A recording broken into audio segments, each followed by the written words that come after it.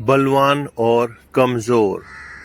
एक दिन एक दुबला पतला छात्र अपने विद्यालय से घर जा रहा था।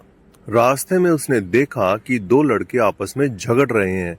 उनमें से बलवान लड़का कमजोर लड़के को छड़ी से पीट रहा था।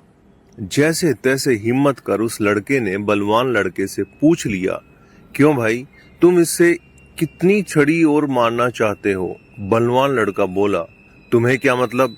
छात्र बोला, मैं तुमसे ज्यादा बलवान तो नहीं हूँ जो इस कमजोर को बचाने के लिए तुमसे लड़ सकूं, लेकिन इतना जरूर चाहता हूँ कि इसकी पिटाई में मैं भी भागीदार बन जाऊं।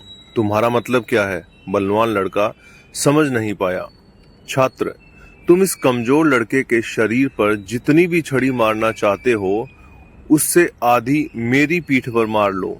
इस तरह इसका आधा कष्ट मैं बांट लूंगा। यह सुनकर बलवान लड़का ठगा सा रह गया। मार खाने वाले लड़के की मुसीबत टल गई। स्टोरी मोराल: किसी का दुख बांटने के लिए शक्तिशाली सामर्थ्यवान होना जरूरी नहीं होता, जैसा कि हम अक्सर दूसरों को सुनाने के लिए कहते हैं। दूसरी स्टोरी: गोलू के घर में एक शरारती चूहा आ गया। वह बहुत छोटा सा था, मगर सारे घर में भागता रहता था। उसने गोलू की किताब भी कुतर डाली थी, कुछ कपड़े भी कुतर दिए थे। गोलू की मम्मी जो खाना बनाती और बिना ढके रख देती, वह चूहा उस खाने को भी चट कर जाता था। चूहा खा पीकर बड़ा हो गया था। एक दिन गोलू की मम्मी ने एक बोतल में शरबत बनाकर रखा। शरारती चूहे की नजर बोतल पर पड़ गई। चूहे ने शरबत को पीने के लिए कई तरकीब लगाई। चूहा बोतल पर चढ़ा किसी तरह से ढक्कन को खोलने में सफल हो जाता है। अब उसमें चूहा मुंह घुसाने की कोशिश करता है। बोतल का मुंह छोटा था, मुंह नहीं घुसता था।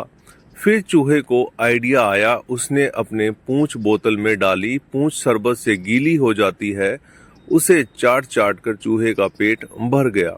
अब वह गोलू के तकिए के नीचे बने अपने बिस्तर पर जाकर आराम से करने लगा।